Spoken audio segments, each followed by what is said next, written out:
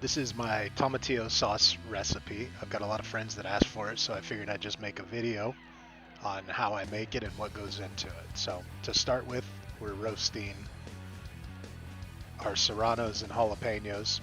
If you want to take the heat up a little bit, add more peppers. If you want to take it down, take some away. Um, I typically use a medium-sized onion, and I get that charred as well. I'll usually set my heat almost as high as it'll go. I have an induction top, so I don't set it to the highest because that's like the power boil, but 9, which is basically high, so I can get them roasted pretty quickly.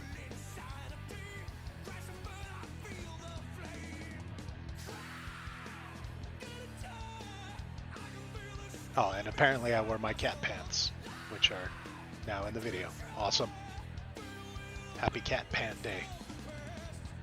So you want to make sure and flip them and do like me and not use tongs. You know, make your fingers tougher. And when they've got real good char on both sides, go ahead and pull them out of there. Same with the onion. I will set the jalapenos and serranos aside to cool just a little bit, and then make sure to cut the tops off of them. You don't want to blend those, of course. And if you have a big enough pan, you can just do all of this in one big giant pan, but I don't. So now I'm putting in the tomatillos really fast.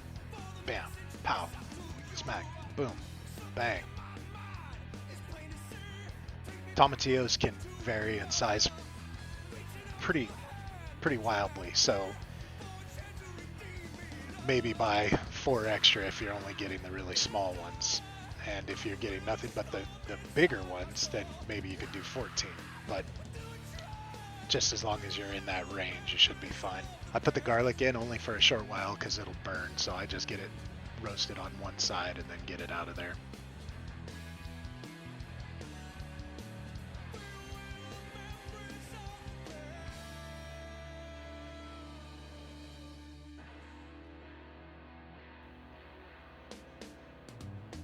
Ah, dancing tomatillos. Yay.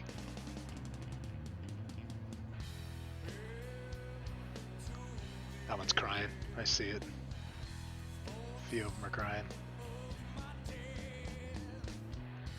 Once I've got all of my veggies roasted, I like to put my chicken broth in and use it to sort of, it's not really deglazing, but to get a bunch of that other char off of there so that it stays with the sauce.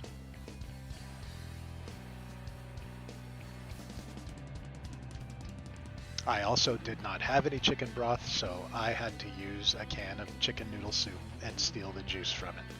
But whatever you got to do to make it work, get it done. I set that to the side for a little bit to let it cool as well. Not trying to get it cold, just to let it cool down a little bit.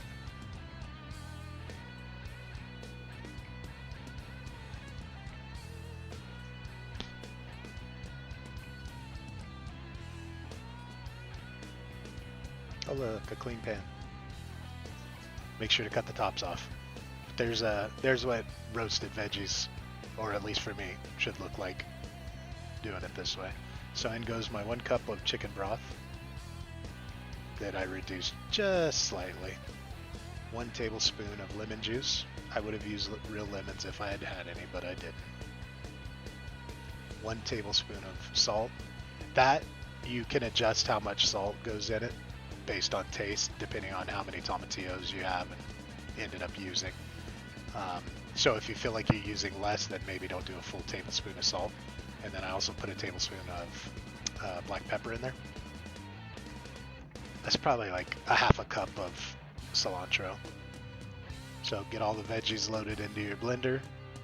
Make sure that your blender is all right with the hot stuff temperature wise.